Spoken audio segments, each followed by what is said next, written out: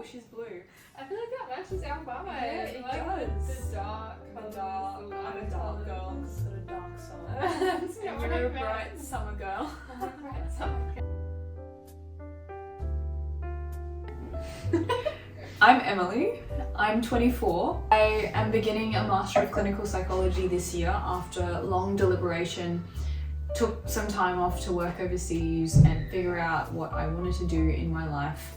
But yeah, how about you? Yes, I'm Jasmine. I'm 24 as well. Emily and I have been friends since the start of uni. We studied French together, and I also studied physio, and I work as a physio at the moment. Get straight into it.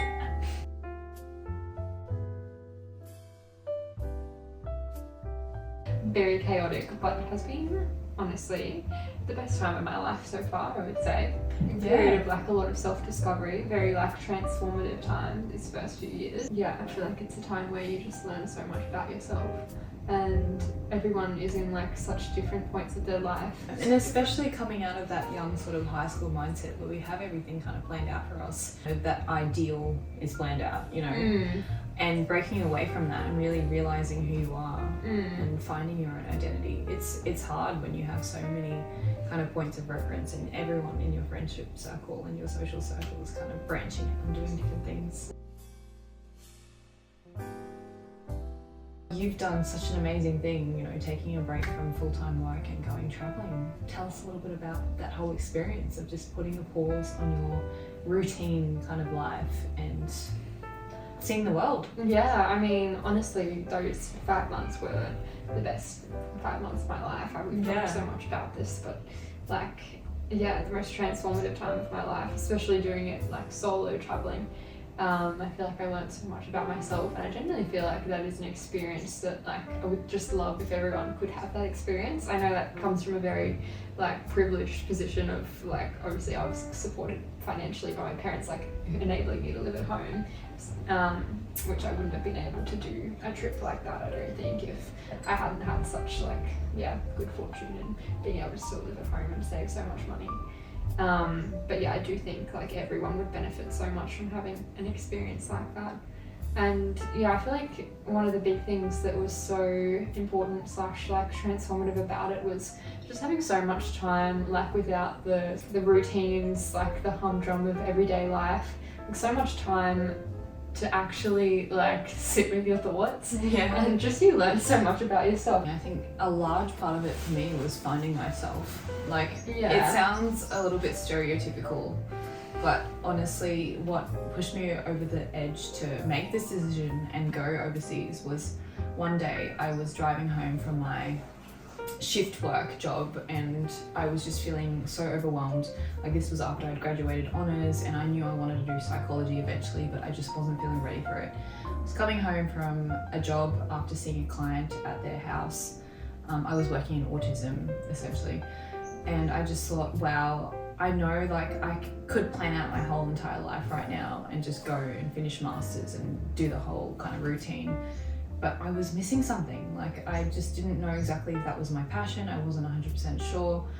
I feel like I needed to see more of the world or just put myself out there in uncomfortable situations. Already I'm such an anxious person and I know I worry so much and I want to plan everything out. But I also knew that there was so much more potential and so much more to see. And I think, yeah, that just that night, I just remember distinctly thinking, nah, this is not right. Like, I have to do something different. And I looked up programs and I remembered a university lecturer back when we studied French had mentioned this program, and I looked it up. I emailed them and asked them if they knew much about it, and unfortunately they didn't actually have too much to give me because COVID had happened and the whole program had been kind of put on pause for a while. And I was thinking, damn, things are not really working out in my favor. But then I just kept trying to stick through it and asked around, and eventually I had heard a couple people that had done it like way back in the past, and I thought, okay, let's give it a go. And eventually I found myself planning for it, and it just happened. Like, even a month beforehand, I think I had got my visa literally like exactly a month beforehand, and that's when I finally felt like it was real. But other than that, that whole year in between deciding, like from that day after that shift and making it happen, was just very dreamlike. And It was very much a soul-searching thing to begin with, I think. Yeah. Combined with that passion for French, because it was set in France, obviously. Yeah. Yeah. No, I think that was probably a big component of it for me as well. Like the drive to travel did come from a perspective of like, you know, wanting to find myself and like, yeah, like that drive to sort of soul search, I suppose. Yeah, because what industry were you in, and like how were you feeling about all of that after graduating? Yeah, I mean, I graduated from physio, and then I'd been working as a physio for like probably like almost a year. Actually, that's not true. Probably like 4 months before I like really solidly was like, this is what I'm doing. Yeah. And to be honest, like I'd always wanted to travel. Like I always anticipated doing something like this, like doing a big solo backpacking trip. It was always part of my vision and something that I saw myself doing. Like always been curious about the world and languages and cultures, and wanted to experience like different places and people, and just like see what's out there. And so I always knew it was something that I would do, but I think just like starting work in the field that I'd studied in, like I'd never really had a passion for physio, to be completely honest. Like even throughout my whole degree, I knew it wasn't something that I was like truly passionate about. But I suppose it sort of translated to like a safe and secure job, so that was the reason for continuing with the studies. But I think when I like eventually did start working, I was like, oh, like I can't see myself doing this long term, and I think I just felt a little bit like suffocated in a sense that like I'd studied for 4 years to get to this place, and then really didn't like enjoy it like I thought I would, and I just knew that I had to do something else. And I just feel like the 20s are like sort of the perfect time for just taking a risk and just doing something, even though like obviously traveling wasn't gonna advance me in a career or get me closer to like buying a house or any of those other sorts of things that I feel like a lot of people do expect of you. I was like, no, like this is not what I want to do. I knew traveling was something that I really wanted to do, so I was like, now's the time to just do that, just throw caution to the wind in a sense, I suppose, and just leave and just go for it. Yeah. And it sort of came at like it coincided with like ending a long-term relationship as well, so like it just felt like sort of after uni was done, after that was sort of out of the road, like the world sort of felt like it just opened up to me in a sense, which I know again like does sound very privileged to say these things, but like I just felt like now is the time, like I've just got to do it. Like I feel like it's so easy to just talk about things like that you want to do and just like it really never take the leap, but I just knew that I had to do it. Yeah, like in a different sense, I think definitely with you picking physio, it was sort of like the safer option. And as much as you were sort of interested in it, and like you're so capable of so many different things, like I'm sure many people could put their mind to something and feel satisfied enough. There's always like that inkling of just desire to pursue something different, and like the unknown that we don't really know what is going to be the best for us as well. And like we only have this one life, but there's so many opportunities in this modern society. If you're in this sort of first world country, you have so many options to make of your life, and in a way it's a huge privilege, but again it can be so overwhelming because you don't know what path to sort of take. And I think travel is the thing that a lot of us sort of gravitate towards, because it's something that we can use as a exploration, even just taking a gap year or whatever you want to call it.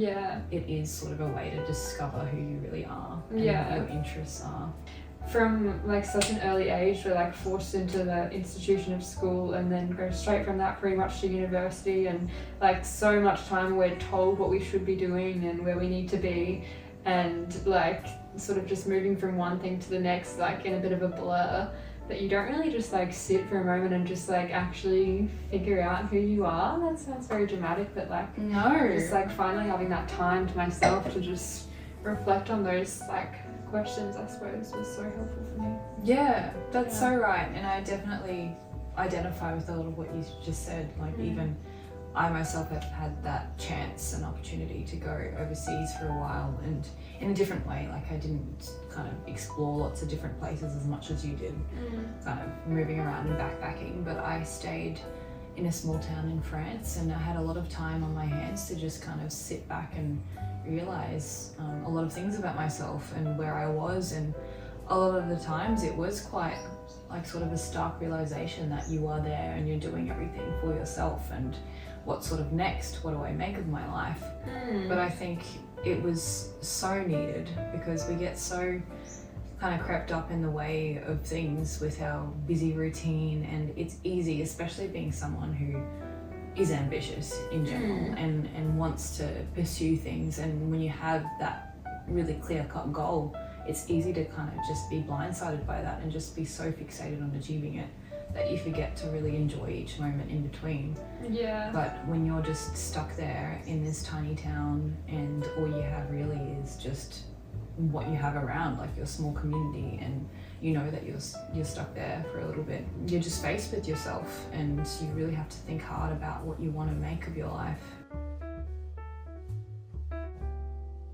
As lonely as it was sometimes, it was such a beautiful experience, an eye-opening experience to realize, like, this is what I want. Like, I want to do whatever it is for each person. Like for me, I realized a lot, and I realized I wanted to do clinical psychology, as much as I had so many reservations and insecurities about how I wouldn't be the right person and wouldn't be the right fit for it.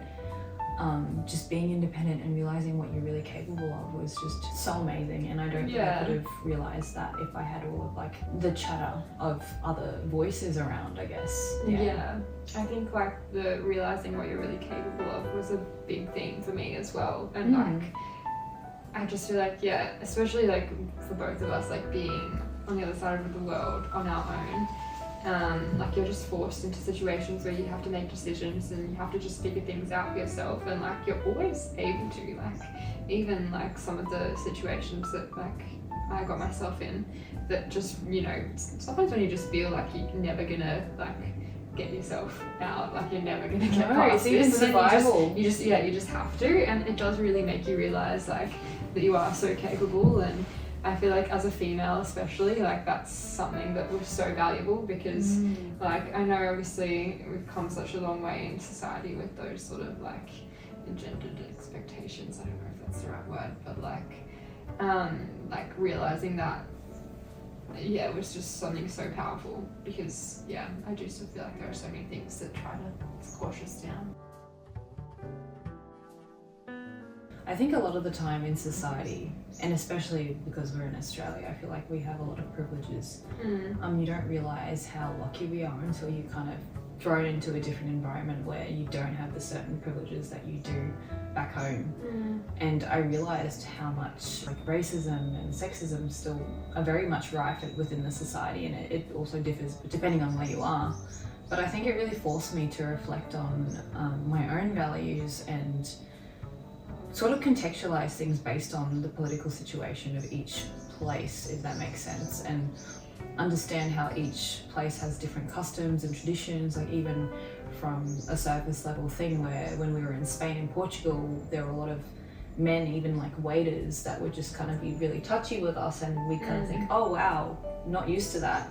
Just a guy putting his hand on our arm willy-nilly without even saying anything.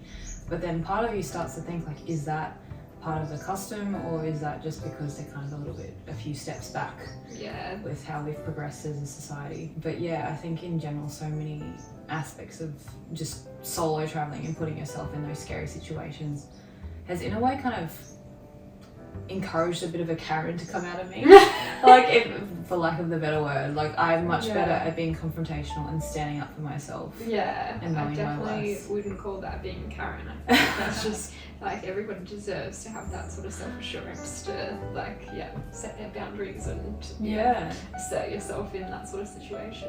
But, I know exactly what you mean, and I feel the same. Coming back into like daily life after like having that experience, I do feel like I've been able to carry over like those sorts of lessons and be more assertive in my daily life. Not in a rude way, but like just more self-assured. I think that's a big thing.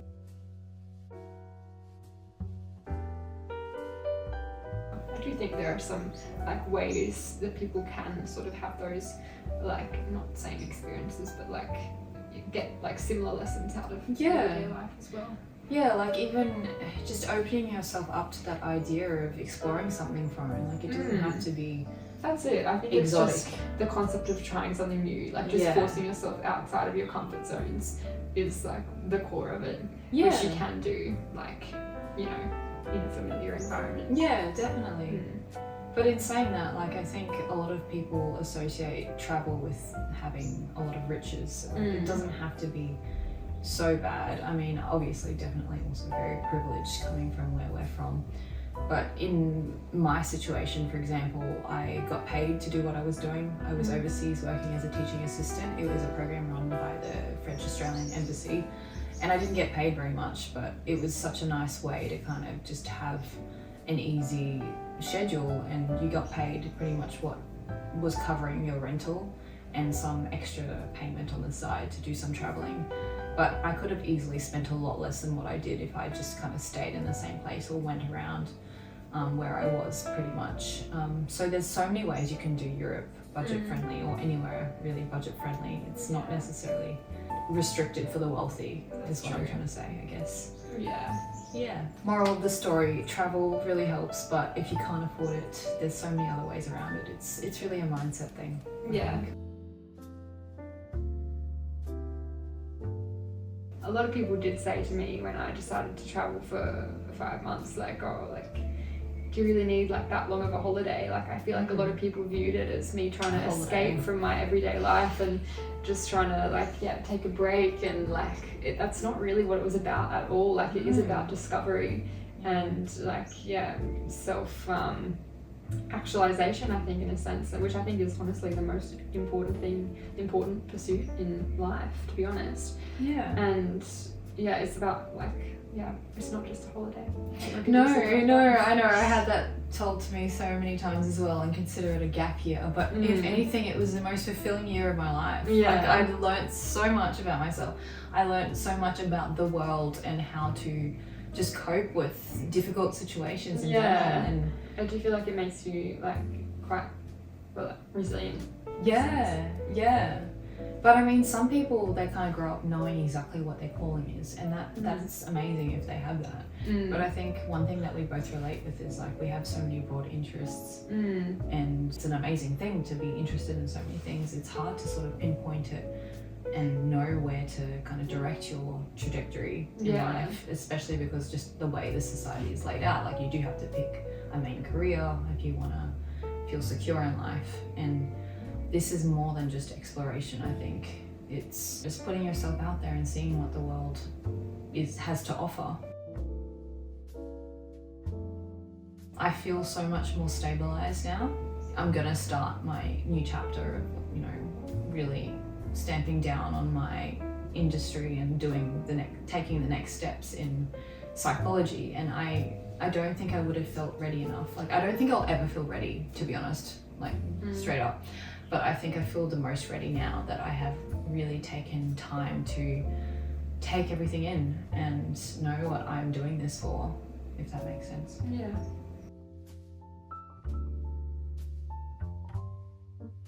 To wrap things up, I was thinking, if you could give some parting words of advice to yourself before turning 20, what would they be?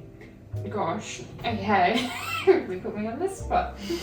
I think probably the biggest thing for me would be to just back myself, like just trust myself. I feel like there's been so many times in my life where I've had like a gut feeling about something that I should do, or decision that I should make, and like I've just like stewed on it, asked a million different people's opinions, and just made like the whole process just so much more complicated than it needs to be, when like deep down I've known what's right for me. And I feel like that would probably be my biggest piece of advice. Like, looking back, there are so many things that I wish I had done sooner, that I delayed because of like sort of fear of what people would think of me, like sort of societal expectations. But like, looking back, if I had just trusted myself, I could have like made those decisions and just taken some leaps a lot sooner. And I think I just like to tell myself that it's all gonna be okay, as cheesy as it sounds. Like, you just have to put yourself out there and trust in the process, and you'll figure it out. Chin chin. Chin chin.